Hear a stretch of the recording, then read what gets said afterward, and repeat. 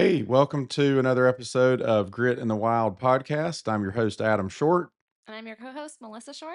and together we're here to talk about toxic faith, deconstruction, high control groups, healing from trauma, and lots of other stuff that kind of fits in between those subjects. And so it's been a couple weeks, right, since our last episode. A lot has happened since then. I think I can say I've taken a little bit of a step back, especially from X and even some of the other interactions I've had that I normally have on a day-to-day basis. I've just tried to take some space because it was kind of for me it was getting to be a lot. And really the cumulative impact of the past 15 months is just it kind of just got to a point where it took a real toll, or at least I realized that the toll was taken. So I've kind of taken some space here past couple weeks, or maybe week, I guess. But now I guess we're back. Did you take a break? No, for me, it was the opposite. I felt like I kind of jumped in more just because, for those of you I'm not sure, no, I started a BSSM alumni process group.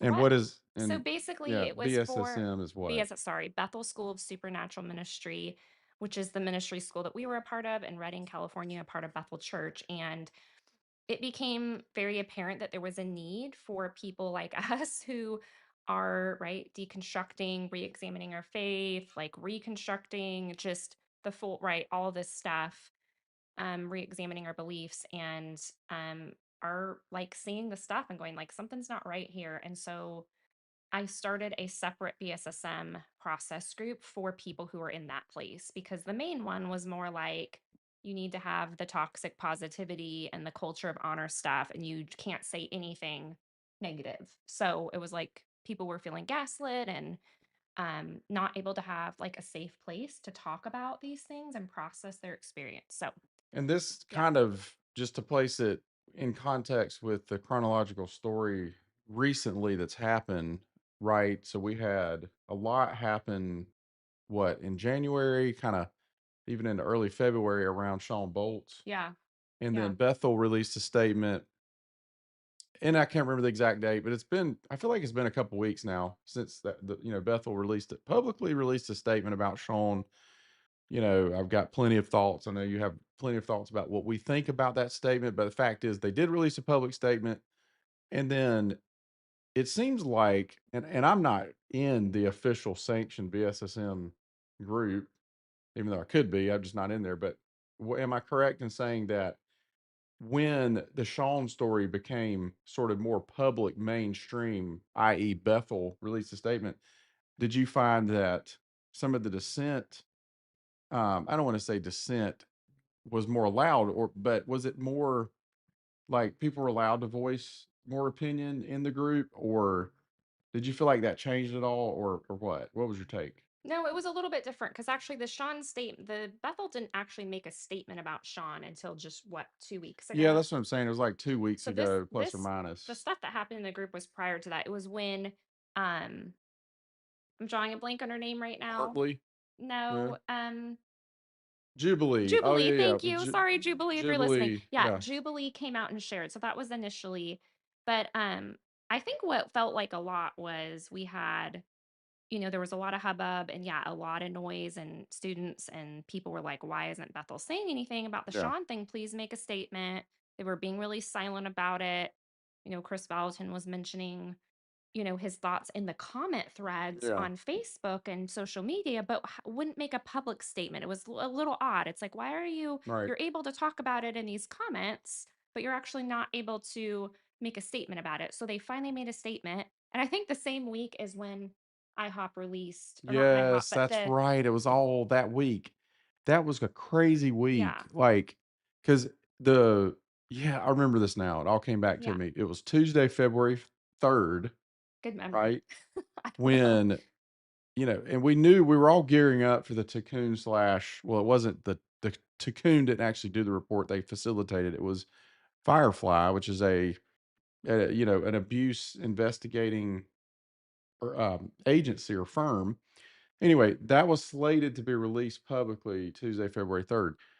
And, there had been so much hubbub about the Shawn stuff that had been hitting the fan and really reaching a fever pitch. Like, I'll just give a shout out to, and I know I've said this before, but the Minor Prophets, John Mark Baker and Jeff Simons doing an awesome job over there, as well as I feel like I've watched so much stuff. I feel like Remnant Radio talked about it. Blaze and Christina have been talking about it. Many of us on Twitter have been talking about it. And it's like all of that stuff and then of course Jubilee was the big one where she came publicly Yeah, and she was shared her kind of the first story. one. Yeah. Right.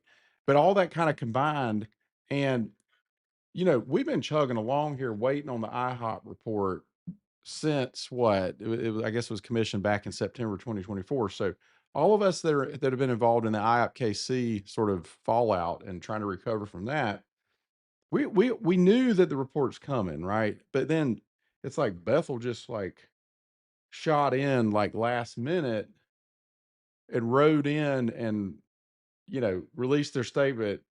Whether it was coincidental or planned to Yeah. be the same day as the report, Was it the that same day? it was the Oh same my day. It gosh. was Yeah. 1 hour. I remember this. I Oh, remember this all. It's all coming back to me.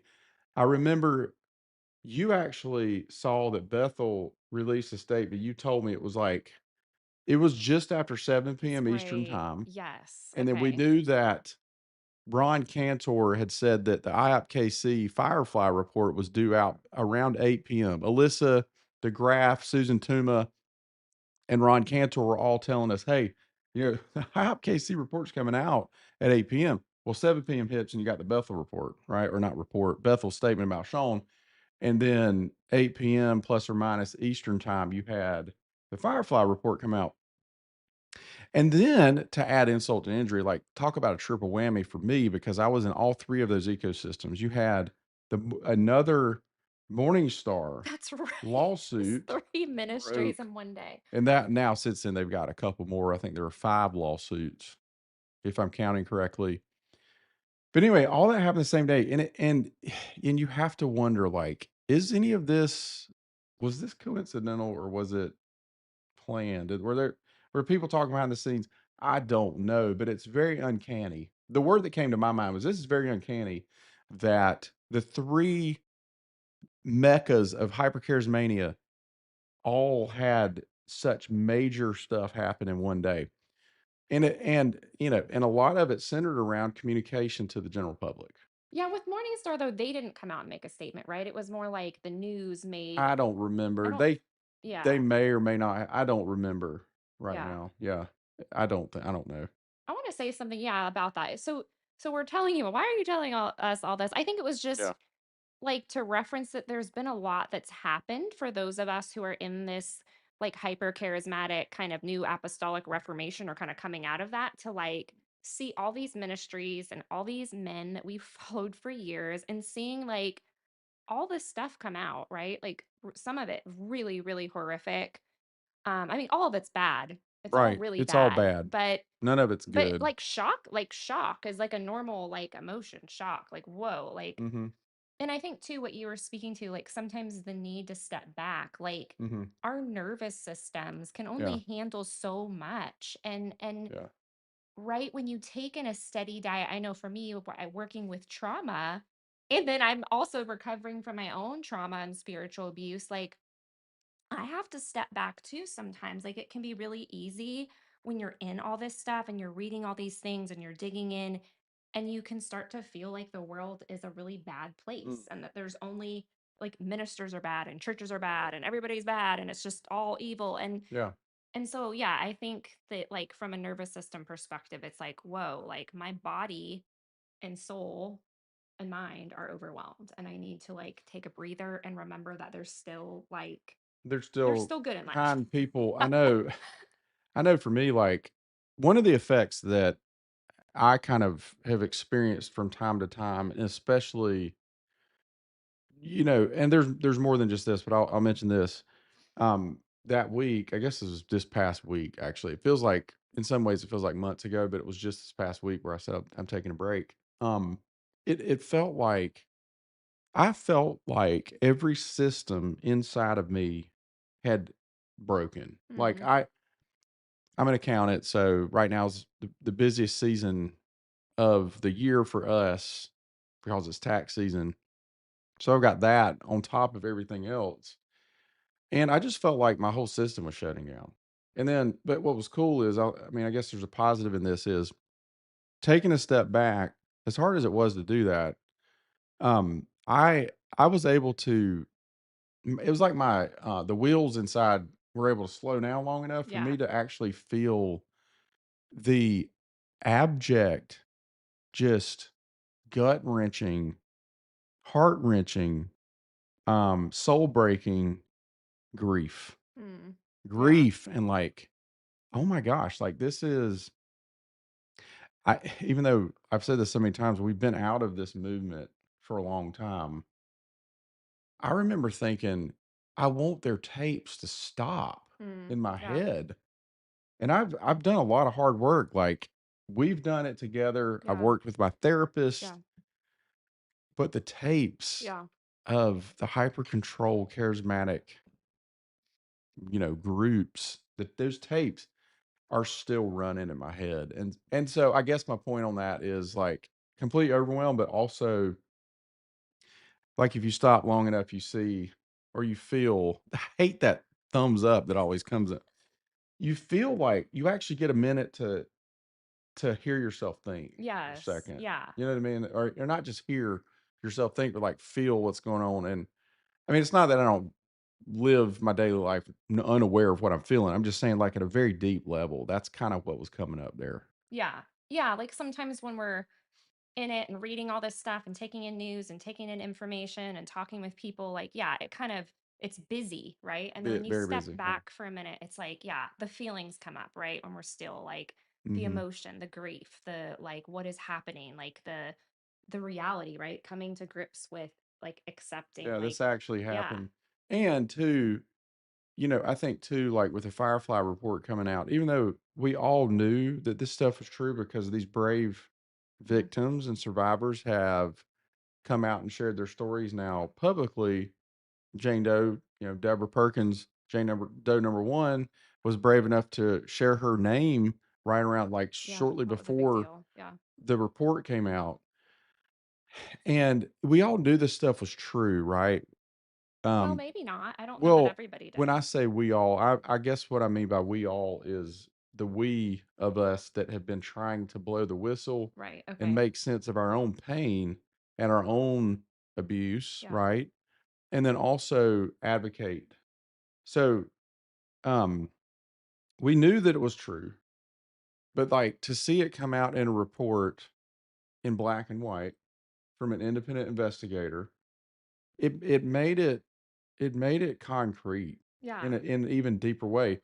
And I'll add, to watch Deborah share her story in her interview with Julie Royce was like, I don't know. It was the impact to hear that and watch that. This isn't just some random person here. This isn't just her name actually isn't Jane Doe. Her name is Deborah Perkins, and she's Yeah. a real person Yeah. and she's a real victim of Mike Bickle. And that's that system. And I guess what I'm getting at is it solidified it even further and even deeper. So the solidification of this is happening simultaneously, albeit at different stages. IHOP is Mhm. much further along than Bethel in their, I guess, reckoning, if you will. Bethel, I feel like, is very much still nascent in sort of becoming aware that there are systemic problems. Yeah. And you know what you just said made me think of some of like the things we were talking about. We kind of made notes about it, but what you just Right. It said, I did. feel like that's a great segue. Yeah. What you were talking about, you knew these things to be true, Yeah. Yeah. Yeah. and then to see it actually come out in a report, right? 17 accounts from just Mike Bickle of horrific 17 people. 17 people More. that have come forward, only that have come forward, right? We know there's more. Right. We know there's more. Yeah. People in this community know other people that have just, they're either not aware or they're still under the manipulation and the control and they're not able to, or they just don't want to. It's actually, I want to say, like, not all victims want to come forward. And you Right. can And you understand you that. do understand, Yeah. like, it's Yeah. oh my gosh, like, to face that and Yeah. have to come to grips with like the big unknowns of who's going to come after me? What am I going to Right. lose? Yeah. Who am I going to lose? Do I want to go through Mhm. the re-traumatization again, right? Yeah. And I have to say for myself, like I've had to wrestle because I have not named the people publicly that harmed me. Yeah. And will I do that? I don't know. I can't answer that question as I sit here right now. Yeah. And I know you and I have dialogued at length on that subject. Yeah. And it's a hard one, and nobody can answer that except you yourself as a person. Right. And there's probably not a right or wrong answer. You know what I mean? It's not, it's what is the word? It's not amoral. What is it? Morally neutral, I think. Yeah. I think it's morally neutral because at the end of the day, a person that experienced harm gets to decide what the impact was. Right. Yeah, It's they're the ones not, living with it. Yeah, yeah, it's absolutely. not everybody else Yeah. who says, "Oh, well, this person's was worse, or this is better, or this was medium, or whatever."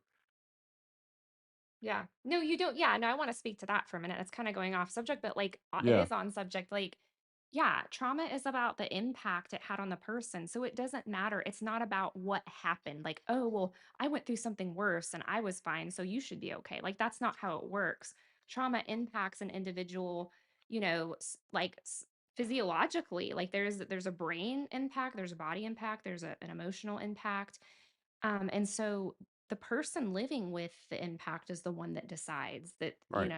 we don't actually get to look at somebody's trauma or pain and say, oh, it really wasn't that bad, or you shouldn't feel like it was traumatic. Like, no, that's not actually how it works. So, Mhm. yeah, I think that's a good point. Like, the victims, the one is living with the pain, yeah, they have their own process, and we actually don't get to define that for them, Yeah. you know? Mhm. Yeah. And they're healing. And that healing, like you said, the healing can look like telling the story publicly. And Yeah. for some, the healing might be that they choose not to and they just want to move forward. And Right. there's, like you said, there's no right or wrong. It's very valid. Anyone's process is valid. Whatever process they go through to heal is their own, and it's Yeah. valid. Yeah. Yeah. Ooh, that's some raw stuff right there, Yeah. Yeah. but necessary to talk about. That report was hard. Yeah. Like, it's like, yeah, we knew it, but like reading the report, Mhm. I think it took me a day. I remember we read it and then the next day, You finished it sooner than me. I think, didn't you finish it the night of? yeah, I And went through then it pretty quickly. I think I got to about page 40, 42, the first, when the night it was released, but I had to pause and then read the rest the next Uh, day. yeah. And I think for me, it was the next day. I just broke down. Remember, I just wept because I Mm, was like, I was so grieved, yeah. But anyways, yeah, it's out Yeah, there for those of you that want to look it at it. It's is. it's Yeah. heavy though. Like, it's heavy stuff, and be prepared to like, Yeah, there's very specific and explicit references to the nature of the abuse that Mike, not just Mike, there were other unnamed, well, some are named and some are not, but you know, leaders at yeah, IHOP who had people come forward and express yeah, harm that they yes. did. Yeah, it wasn't just him, it was, like, systemic, it was so bad, but Yeah. and I think too, like, I always feel like I need to, like, want to help people understand, like, why are we talking about this, Because a lot of people are like, "Oh, you just wanna have a gossip Mudsling column or and mudsling and be an yeah, armchair bash fest or investigator." It's whatever. like, no, Yeah. like, for us, and I think a lot of other people, it's examining, right, these systems and looking at the behaviors and the patterns and going, oh my gosh, we missed that. And oh my gosh, yeah, these things were actually toxic, or that's actually not in the Bible, or that's manipulation, or that's abuse, that we are not taught in church to recognize these things. And Mm, so we have abuse and harm yeah. and unhealth and, things that are very unsafe and toxic going on, and nobody has any idea because we're pitched that it's normal. We're pitched, this is spirituality, this is Christianity, and yet it's actually not. Like, Can it's you think of an example of that? not off the top of my Yeah, head, I was just curious. but yeah, just, I don't know. Mm. Anyways, Well, that's a whole thing that I yeah, didn't know we were gonna go down that road and talk about, but apparently we needed to. yeah. So Well, where do we go from here? Do we want to hit some of these points we wrote yeah, I down, or? think you kind of hit on the, feeling something was wrong. Did you feel like you Yeah, I did? mean, I Or did, but there's more. I could say more about that. Yeah, I think what was it this morning? We were just talking, and I don't remember what we are specifically talking about, but it was like in my mind, I thought, well, yeah, we were talking about something along the lines of this, and realizing, oh, I felt all these things, and I thought all of these things, and I suspected that this stuff was true. I'm just talking in general right now, like general unhealth and toxicity and yeah, hyper control groups, right? Like, I feel something's wrong. But then you're like, oh, I want to believe that the people pulling the strings are good. yes, yeah, that's what you mentioned. I want to Yeah, believe that they're fundamentally good. yes, that was what you said earlier. And so, what does that do to a human experience? I think for me, what it's done is you're holding cognitively a belief that I want to believe that the people I'm being led by are good people. Yeah, That they go home to their families at night, you know, they the man kisses his wife and kids, they go to sleep and they wake up the next day and the man, pastor or whatever you want to call him, prophet or whoever goes back to the work and he's a good person. And he's not over here leading this double life or yeah, attacking victims that come out with legitimate stories of harm. But holding that intention with what you feel about a system or a person that's leading, that to me is like nails on a chalkboard. yeah. It's It's worse than that. But like, how do you hold those two things?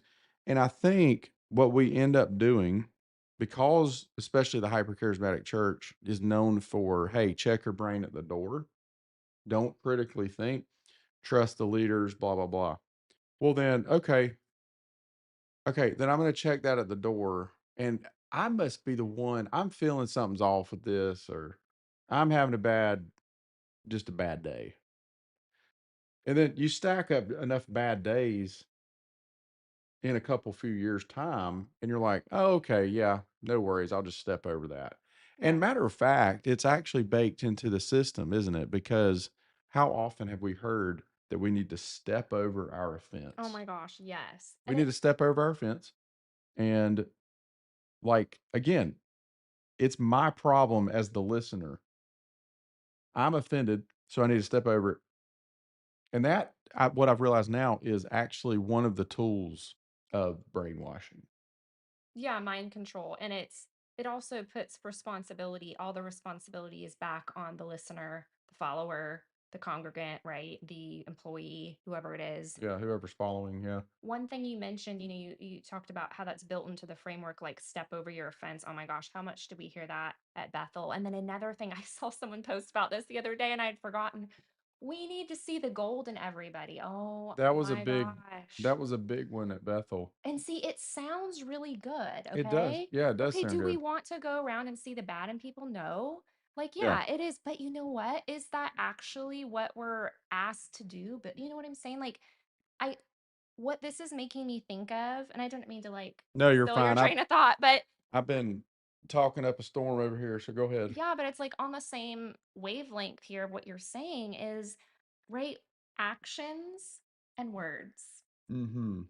Yeah. And okay, like believe the best of everyone. Like, okay, I can want to believe the best of everybody, but if they're telling me one thing and doing another, that's a problem. Like, that's actually not good character. Like, the Bible, if we're following the Bible, is like whatever your standard, like, that's not good fruit, is what Yeah. it says. And so, like, I don't know. Do you have anything you want to say about Well, that? I was just gonna say, even set the Bible aside for a minute. I mean, Yeah. just any Yeah. regular Yes. person can listen to a leader behind a podium on a stage in front of a camera, whether it's a politician, church leader, business leader, whoever, people can really sniff out the BS. People can tell. It's like, hey, that guy up there, he's saying some junk that's like, yeah, that's all smoke and mirrors. But the problem is they're not seeing the BS because What do they're you told, mean? like you're saying, people can see the BS. Like I think they I might, guess what I mean is yeah. when I say BS, I'm talking about the duplicity, right? Oh, okay. Meaning, let's say I'm that leader and I'm Yeah. behind the camera and I'm pitching and perpetuating a belief system that, hey, this is a safe place. You know, we're a great place, and we I don't know, whatever you want to call it. But like behind the closed doors and privately and everything, they're leading this harmful life. I think that the average person, um, I'm going to contradict myself in a second, but I think the average person can sniff that. I don't know though. I think we've been really We deceived. have been I would have deceived, never but thought that about Mike Bickle, right? I Because know, everybody true, said on the true, surface he was just yeah. this godly image, or this person who did all these wonderful things, and then no one had any idea. So I guess I'm not really talking about that as much Okay. as how I'm trying to articulate this. I guess what I'm saying is people in general can sense if somebody's blowing smoke. Okay. I'm Yeah. not saying that we can't be deceived or we can't be fooled or whatever. Obviously, we all were Yeah. by Mike, but I don't know. I feel like I didn't really explain that well, but maybe it made sense to somebody. No, I think I'm tracking with you now. Yeah. Yeah. Yeah. We're like whatever. Yeah, I was trying to look at our other Yeah, notes. we're just talking about you feel like something's wrong cognitively, you think you're the problem. Yeah. I And think then you were talking about future faking, or actually you were talking about hope, like pot of gold stuff. yeah, Like there's false this hope. future, yeah. False hope. And I think just going back to the, statements like believe the best and like all these things we're taught, like they sound really good, but they actually create harm because we are to look at people's character. We are to look at their actions. And it's not unloving or unkind to be like, okay, I love this person and care about this person and respect this person. But the truth is their actions are showing that they're actually not doing, you know what I mean? Like they're actually not Right. Yeah. doing stuff that's good. They're harming people, they're hurting people. And like Yeah. we're told that that's not okay, this is how it works. As soon as you actually are honest about somebody, then you're quickly like, "Oh, but I need to see the best." So you like bypass yourself. And that actually enables people who are doing harm to continue doing it because you're not going to confront them because you believe it's judgmental or you believe that you're supposed to see the gold. And I Mhm. think the same with like yeah, I was trying to remember the line of thinking around the false hope. I just felt like looking back at our time at Bethel and in this movement, there's so much false hope given, like Yeah. stringing you along. And like, I think some of the things we've talked about were like around finances and like Yeah. your dreams coming true. And I Yeah. think what happens is like we're drawn in. It sounds really good to us, right? Like, who doesn't want hope? I think hope is good. I think, without hope, it's hard to have motivation and be excited about life. And Mhm. so I think it's good, but I feel like false hope is like hope in certain things happening a certain way. Like we were told that Mhm. all of your dreams are going to come true. And if you just like, I'd love for you to talk about that, the lottery thing, because I feel like you have such good stuff to talk about with that. Mhm. I will, but continue your Okay. because there was something there on that thread of what did you call that? Illusions of hope No, or you said that. okay. Yeah, the pot of gold. I felt like, at Bethel, it was always like more breakthrough and everybody's going to get healed and God wants you to be rich and, just constant messaging that kept you just, yeah, and like plugged into these. Yeah. Treadmill thing. Yeah. And Yeah. so you're like going along and like the whole influence and favor and promotion, like you're going to be, God wants to give you favor and promote you Oh my and gosh. all Yeah. that. So again, there's all these strings, right? That are like constantly pulling you down this road.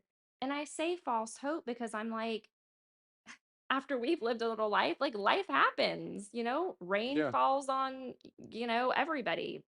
The sun comes out and the rain falls. And it's like after you live little bit of life, you realize that like crap happens and Yeah. things don't work out and people leave and our dreams fall apart. And then it's like, right, you're fed all this false hope and it leads to disillusionment, Disillusionment. Yeah. you know?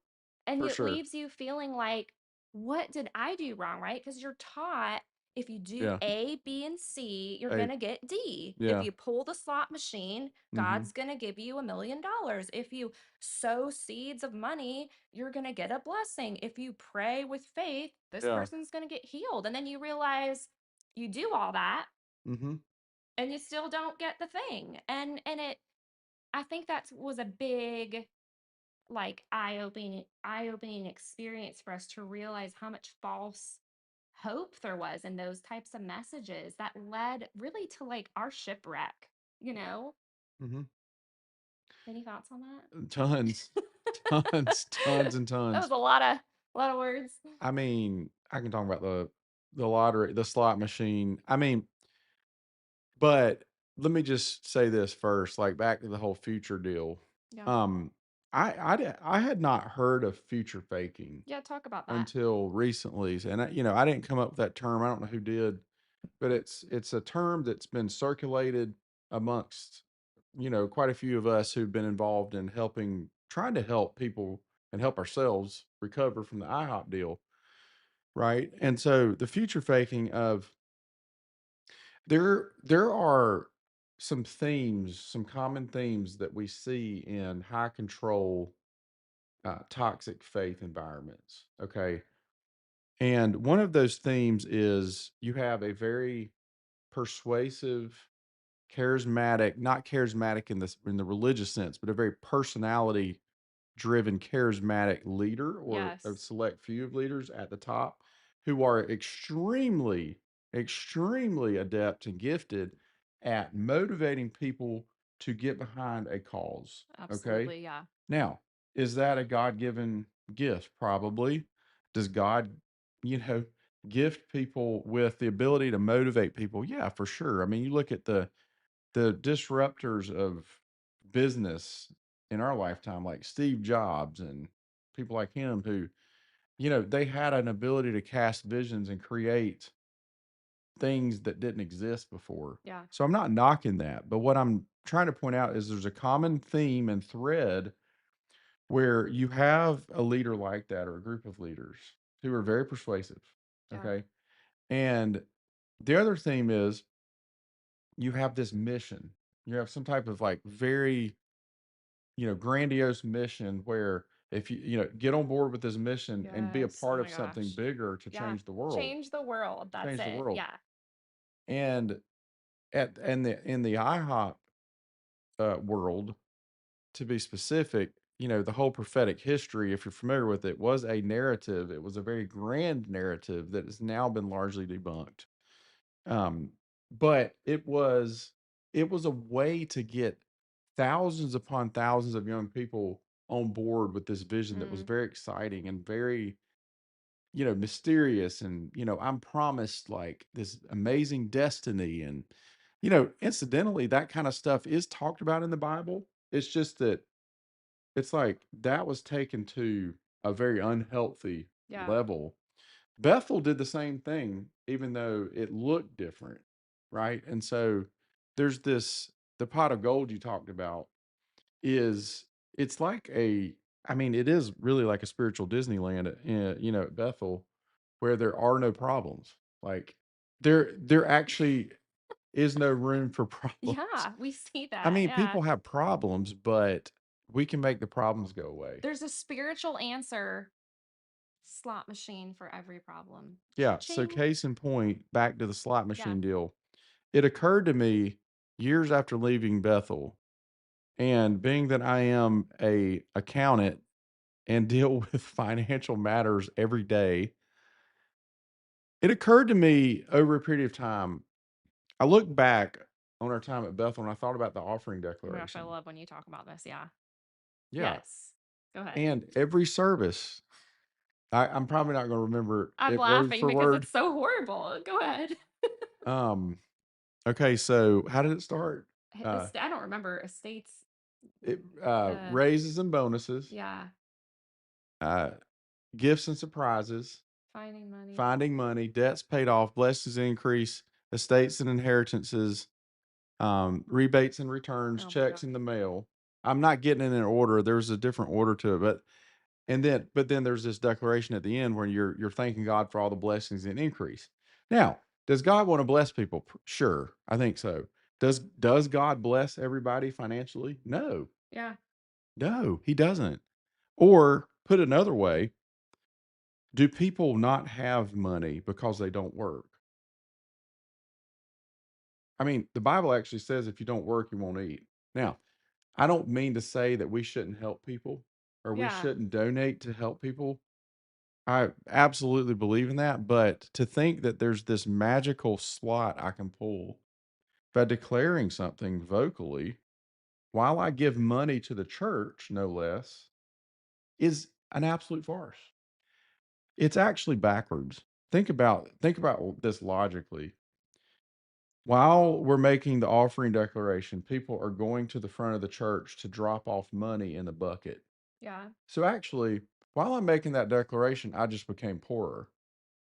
Okay, but like, I'm not knocking donating to yeah. good causes in the kingdom of God. You know, I believe in that, Oh yeah. and you believe in that. Yes. But what I am knocking is a practice that exploits people financially. Yes. Yeah. And on top of that, it convinces people to believe that by me standing up and making a declaration and writing a check or running my credit card to donate to your church, that I'm going to be richer. I'm going to be Yes. more wealthy. And actually, as it happens, the whole concept of quote unquote kingdom wealth is not in the Bible. Absolutely. It's It's such not in the a Bible. false teaching. I'm just going to call it out. It is a false teaching, and it took us a while because we had to we went through Bethel, and then we went to our culty environment, high control group in Texas that was completely centered around It wealth. was that on It was steroids. all about that. And we had to come out of that, and we learned some really hard lessons through that. But yes. And I think you forgot this part. Like you said this on John Collins' podcast about the declarations. When you're declaring inheritances, will you say that part? Estates and What does inheritances, that right. mean when you're doing that? So I remember standing up and saying that, with everybody else, estates and inheritances sounds really good. But you know what that means? An estate is a legal entity that is created when a person dies. And an inheritance is when a an asset or a piece of property transfers ownership from the owner who has now died to the person that the owner of the property, the decedent, stated they wanted the property to go to after they died. So when you're So standing up, essentially, I'm standing up in church declaring this stuff. We're actually declaring we want people to die so that they can give us their money. it's absurd when you think about when you said that. I was like blown away. I'm like, you're right. We were literally But yet, calling on. but yet, Bethel also taught us that God raises the dead. Oh my, So let me see. This is my logical anal mind coming out right now, and uh, I'm doing this on purpose because I want to call to light the thinking behind this. Okay, yeah.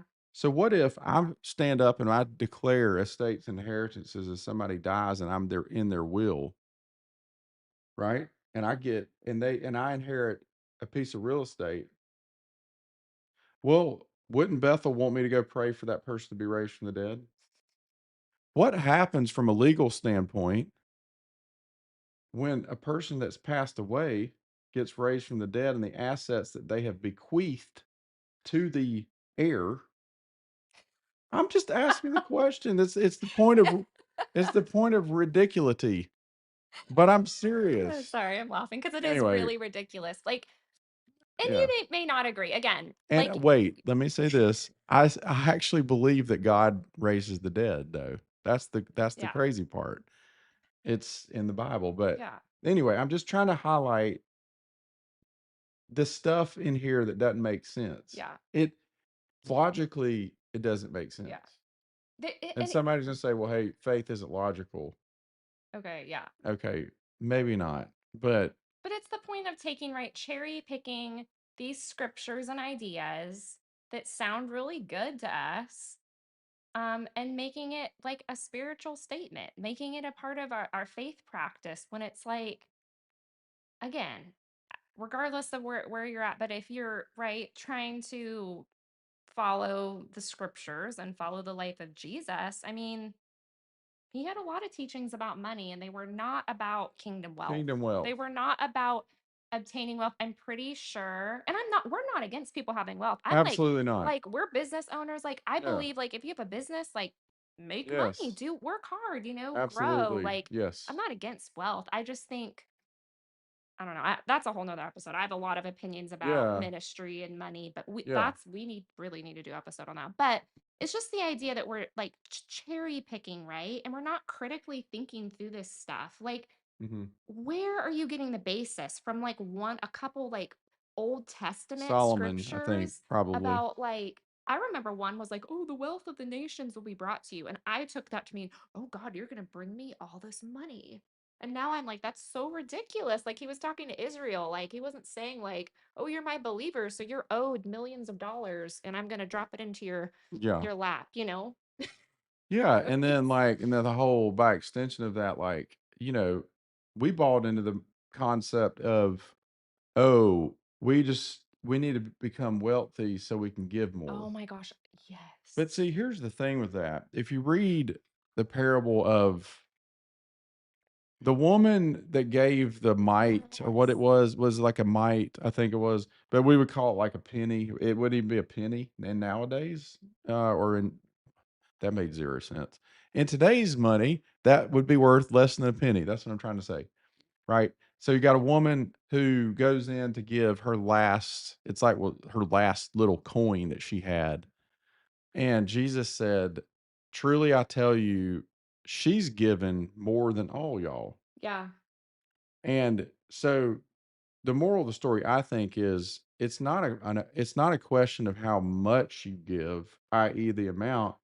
It's the percentage of what you have that you give, Yeah. right? So if all you have is a little bitty, tiny, nothing piece of like a penny or less than a penny, and you give all of that, like you've given 100% of what you have.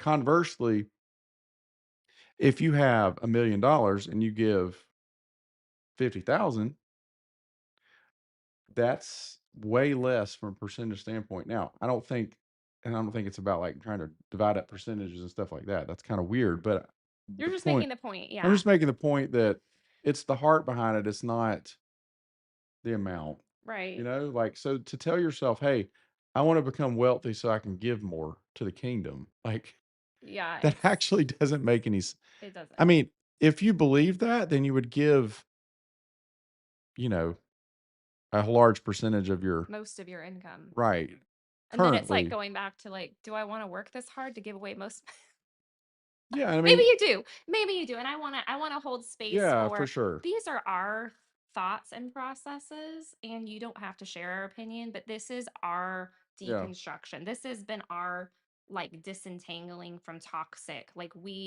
yeah.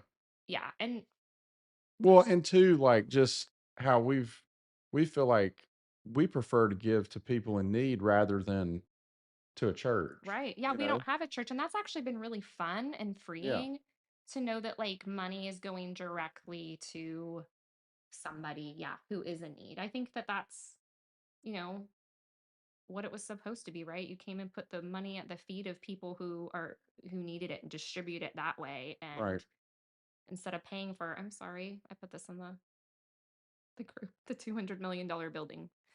I'm right, like, oh, students are starving and they don't have food, but please build a larger building. That's right. just my opinion.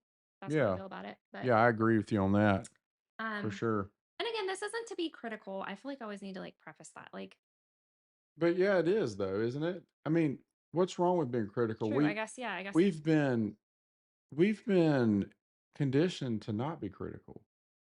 Yeah. I think probably what you're What saying. I Are mean you is, saying like, like the whole we're not t yeah, and I guess I don't need to say that. We've said that already. yeah, I mean, if this is just us trying to Yeah, make sense of some of the craziness. yeah, Um, and what's so hard too is like I look at Bethel and I actually still love the people at Bethel. I love them and I miss things about Bethel. I miss the worship, at Bethel. yeah. I miss the community. Um, we had a great community. I miss all that stuff. It's not like that's part of what's hard about this is like there's good stuff too that you miss. Yeah. I mean, I miss having that community and stuff, but I don't miss other things. Yeah, it's that process, and then we've talked about this before of, like, parceling out. That's what I call it, at least. Like, for me, seeing the pieces that were good and helpful and, like, really beneficial in our life, and then kind of, like, right, sorting out these other pieces that are like, "Yeah, Mhm. I don't think that's right." And Yeah. I think what, like, I wanna talk about for a minute is, like, bringing this back to the critical thinking, and, like, you and I were talking about this. I'm like, it's so crazy with all this stuff that's coming out. Is like you have the facts now. Like Bethel Right. has made a statement about Shawn and said he is doing all this stuff. The report is out with Mike Bickle. I mean, 17 people just from him, and that's not including all the other victims And from some other, and yeah, some people were left out of the yeah. report is what I heard. And then, okay, Todd Bentley at Morningstar and all of his history and their lawsuits. And like, okay, the people that are still in these places, like, you can show people the facts. Like, here are the actual facts. And they're like, no, it can't be true. I trust them. They're good people. Yeah. And so it's a big problem. And I think that, yeah, we live in a time where you can actually have the facts, the cold hard facts about something, and the mind control Yeah. and the culture of honor stuff, and the look at what I'm saying, not what I'm doing type leadership, the Yeah. narcissistic type control. People, it's like the brain, like that part of your brain is not online, and you are literally convinced of what you want to believe, right? About those people. And Yeah, it's willful blindness. I feel like it's a big problem right now. And that, like, it scares me. I'm like, oh my gosh, we're living in a time where you can have the facts and you can still choose to go along with, like, people who are doing evil. Like, It's crazy. and yeah, like to me, I would like Morningstar. I'm like, oh my gosh. I'm like, if you have children, I would never attend there. Like No. or The IHOP again. school or I'm any of like, that. Yeah. it's they are telling you they are not going to protect you. Like, they don't care. Their actions, okay? Their actions are showing you they don't care. And I just want to say something too, like Chris Valentin, he posted some posts Yeah. last week that he took down, and it really bothered me. We talked about it a bit in the process group, and people had different opinions on it, which is fine. But he used the example. This is right after the IHOP report comes out. Like, we know Mike Bickle has been predatory and, like, just horrific Machiavellian type manipulation over his victims. He had the audacity to post about David, like using the example of David. Well, David fell and Oh my God gosh. restored him. And who else? Moses was a murderer. And he, Didn't he also talk about Judas? yeah, and Judas. And I'm like thinking, I don't think those were the example to follow. I think those were the examples of, like, that was actually a really bad, bad idea. But like, I was like, why would he use those examples? It told me how I saw that was like, oh, he's telling us what he actually believes about these leaders. He's telling us that he believes that they should be in power because look at how God used these other people who did horrible things. And I'm like, Hmm. they're telling us, right? Yeah. They're telling us what they believe, and people can't see that. And so I guess that's hard for me. It's so hard. Oh I'm my like, gosh, it's I so hard. cringe because I'm like, oh, I don't want to know what you might have to go through, what people might have to. go through, and I think that's what's been challenging in the process group I've realized, and just talking with people, like if you haven't experienced spiritual abuse or Yeah. harm or narcissistic abuse or religious trauma, or you haven't been a victim of something like this, there is an element that you just really are not going to understand. Yeah.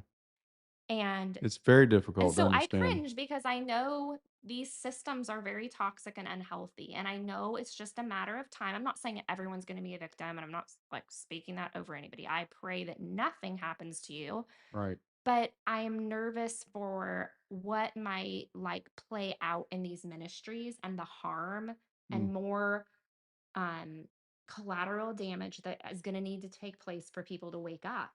And so I guess Yeah. this is me saying, please use your brain. Use caution. It's You don't have to see the gold in every leader. You are to look at their life and their actions. You're to question things. It's healthy. If you don't question the people that are over you ever, that's a problem. Like, we Mm. don't agree on everything. Yeah. You should disagree with us. I mean, not should, but like disagree with us. You're like, oh, I don't actually believe that, or that's healthy. So if you're at places like Bethel or in a leadership and you're just like enamored and there's like, oh, I believe everything you're Yeah. saying and everything you're saying is right and everything you do is right, that's a sign that you're maybe not critically thinking or really thinking through. Like, sit and think about, well, what do I think about this? Yeah. What is the, What do I if you're, feel? yeah, what do I feel? What is my body? Like, Yeah. you talked about like your body. I don't know if I want to get into, I've talked about it before, but your body holds emotional information and it's actually a warning signal. I think God designed our bodies to warn us. 80% of your emotions are held in your body and go up to your brain, not your brain to your body. So Mm. it's actually happening in your body before it becomes a thought, 80% of the time. What about the rest of where's the 20%? 20% is like brain to body. But like if you're Okay. feeling anxious, 80% of the time it's somewhere in your body. And that's a Mm. warning signal. Those are warning signals to pay attention to. So, yeah, I could go on about that. But like Yeah. our bodies can tell when something's off, but our mind likes to go, oh no, not that person. They Mhm. would never. And so you That's kinda what I shut was that talking about down. earlier. Yeah. You've got, like, these competing forces Yes. inside, like this conflicting thing going on. Yeah, But yeah. yeah, um, That was a lot. What do you want to say? Like I kind of stole no, the yeah, I don't know. I was just looking to see if we left anything out off of the list of stuff. Yeah, I don't know. I think that more this is what I was gonna say too, like, just being kind to yourself, like, because 'cause yeah. we're all in a process, like, there was a time in the not too distant past that you and I both still were very, you know, Yeah. we thought Bethel was like the best thing ever. And I mean, like I said, there's still things about Bethel that I appreciate and love, but we had to have our own journey, just like Yeah. everybody. So Sure. I think being kind, like just encouraging people to be kind to yourself, regardless of where you are in your journey. And like, yeah, it can be scary though to ask questions, particularly if you've been so invested in a movement like this for a long time, or even Yeah. if it hasn't been many, many years, maybe it's only been a year or two, that's still a lot to invest. Like you literally invest your life into this. Yeah. And so it's a big undertaking to even consider that something could be off. Yeah, totally. And yeah, and I don't think it's something you just choose, right? Like I think you just like for us, like stuff happened in our life and we started Yeah, we like didn't really much have a choice, did we? no. Because Yeah. it was such a caustic, toxic, and poisonous experience that it forced us into a fork in the road Yeah. that we had to make a decision Yeah. as to whether we were going to stay or leave, and we chose to leave, thankfully. Um, but for other people, it might be more gradual, where you don't. It's not like you have this momentous, you know, series of circumstances that force the issue. It could just be one step in front of the other for many years, and then eventually you're like, "Oh my gosh, I've been in this for 15 years, and I'm realizing that it's not all I thought it was cracked up to be." Yeah. It's been really interesting to hear people's process. Yeah, how different it is where people get to where they are. Yeah. And I think what you said too, like I remember years ago, oh my gosh, even just 5 years ago, the kinds of conversations that we're having now, I would have been like, this is wrong. That's horrible. You can't talk like that. Like I would have just been so offended and horrified Mm. at, I would have never imagined myself talking about these Yeah, things the way that we do. we would have considered this very dishonoring. Very dishonoring. So yeah, we've had our own process. And I think even when I was at Bethel, like we had such a good experience while we were Yeah, there. true. I didn't disagree with anything. I thought everything was great. I was like, this is the Right. most wonderful. Yes, Bill. Mhm. Yes, Chris. Yes. Like everything I just, Yeah. agreed with. And so yeah, I appreciate you saying you're kind. You're like, be kind to yourself. Like, yeah, and you don't have to arrive where we do, This is just it's part of our own healing and process. And I guess I feel a responsibility and out of care, I'm like, if Yeah. I can prevent other people from experiencing harm like we have and save them like a little bit of like years by sharing these things, like I want to do 100%. that. I'm like, hey, like, just, so I think that's my heart behind it is not to try to get people to think like we do, like, you need to think like we do, Right. but more like sounding the bell, like, think about it and consider. And Mhm. you're probably feeling some things. You're probably discerning, and in your body, you're noticing things. And that is a way I think I'll just say God speaks to us, or just a way like your intuition, right? I think we all are born with an intuition and an inner wisdom. I know to some people that sounds like really new age, but I just do. Regardless of whether you know God or not. Like Mhm. I think that is built in our system. And Yeah. so I think if we get really good at paying attention, um we're going to notice that stuff and Mhm. be more aware. Yeah. Yeah. It's good. I don't know. That's good. Well, Is that where we pause today? I think so. I think we're close to an hour. Let's see, 57 minutes. Yeah. So All right. hopefully y'all found this engaging and helpful, and maybe, maybe it, caused you to think about a few things or help you process. But we're just trying to have a conversation and, frankly, help ourselves. And Yeah. hopefully, because it's been a lot of craziness, man. Yeah. Hopefully, it helps you as well, like work through your process wherever you're at in that process.